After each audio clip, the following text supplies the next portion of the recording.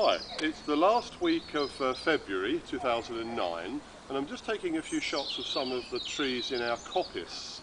The story of our piece of land is told on my website fruitwise.net, and I know quite a lot of you who have so graciously favourited and viewed these pages to appreciate what I've written posted about apples, but we've got a few other trees as well, and I know some of you are homesteaders and conservationists and interested in all sorts of tree planting, so I just thought I'd take you on a short tour through the coppice that we have at the lower end. So we have 9 acres of land, about 5 acres is over to apples, and the section I'm going to take you through now is our coppice, which we began planting in the winter of 1992-93. This tree here, how old do you think it is? This is an English oak, and we planted this as a seedling in 1992. I don't know exactly how old it is, but you can see that it's a very sturdy tree, and it's want to encourage people who might think planting trees takes a long time and seeing anything from them. Well, this is an oak, which is quite a slow growing tree, and this tree is just 17 years old from being an acorn. So even if you're very old with a short life expectancy, it is worth planting trees like this if you have any space.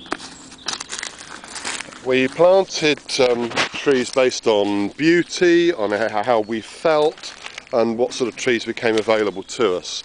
This section here is Hazel.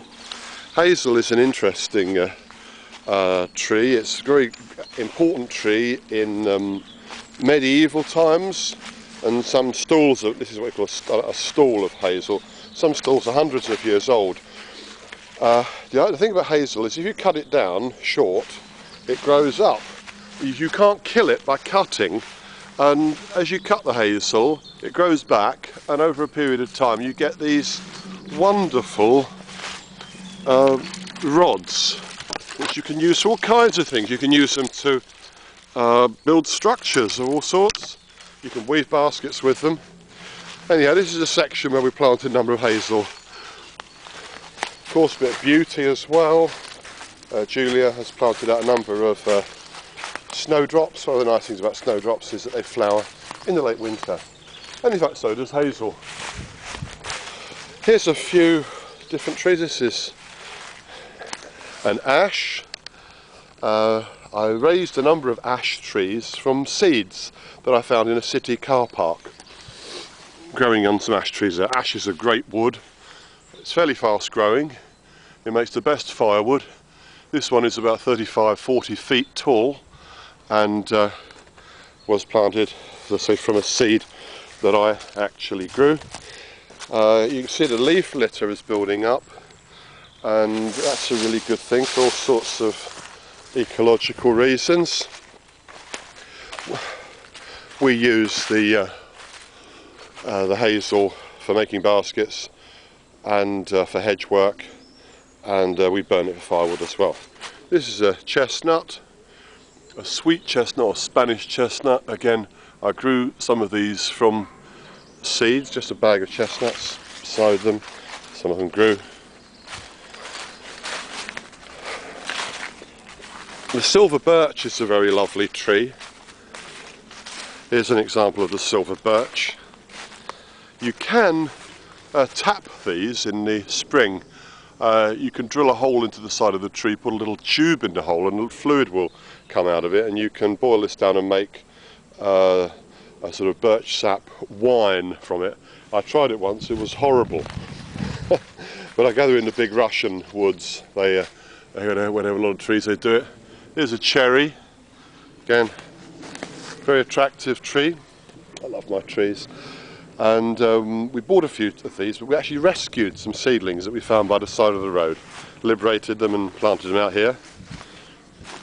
A bit more of a drift of snowdrops, some more birch.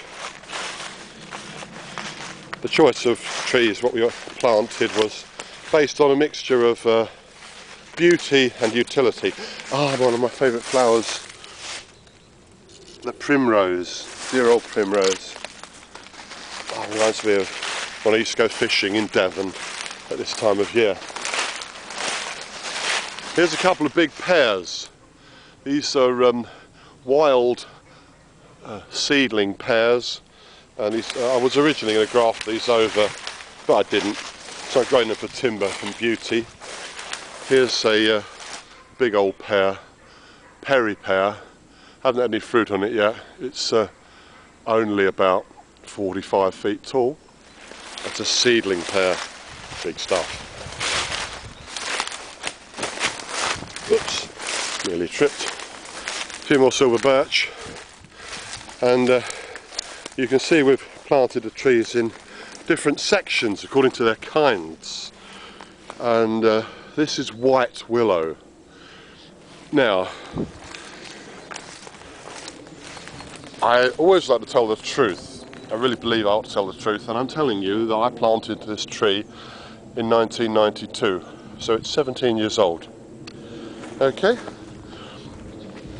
so it's as thick as me, and that's saying something, and about 60 feet tall. These white willows were specifically planted with one purpose in mind, and that is to make Sussex trug baskets. I cut one down a few years ago and tried, and wasn't good enough at the technique. I haven't quite got it yet. Maybe if I take a year's sabbatical, I'll teach myself. Might even go on a course. And as you get further down past the white willow, and as I say, these trees are about 15 years old, and that's from planting like a little stick. So that's how much worth it is planting a tree. Even if you are really old with a short life expectancy, plant them for your children's children. And here's a different section where we've got some Norway Spruce, otherwise known as the Christmas tree. Of course, these are evergreens. And this is a different section, it's darker in here. A few hazel and some self-sown ash mixed in. And here's a section where I planted some larch. Larch, of course, is the conifer which drops its leaves in the winter. And one of my favourite things in the whole year is when the new larch needles begin to appear. And just again for a bit of contrast, we've planted some other evergreens. This is western hemlock, very attractive tree, and wander through to the end of this section, which is about an acre, 1.5 acres altogether. This is Alder, which is a wild shrub. You get berries and flowers from it, which are useful. And again, here's some more Hazel growing with these beautiful catkins, bit of pollen coming off of them. And here's another evergreen, which I think is a thuya. Out we come, and to the edge of the holding.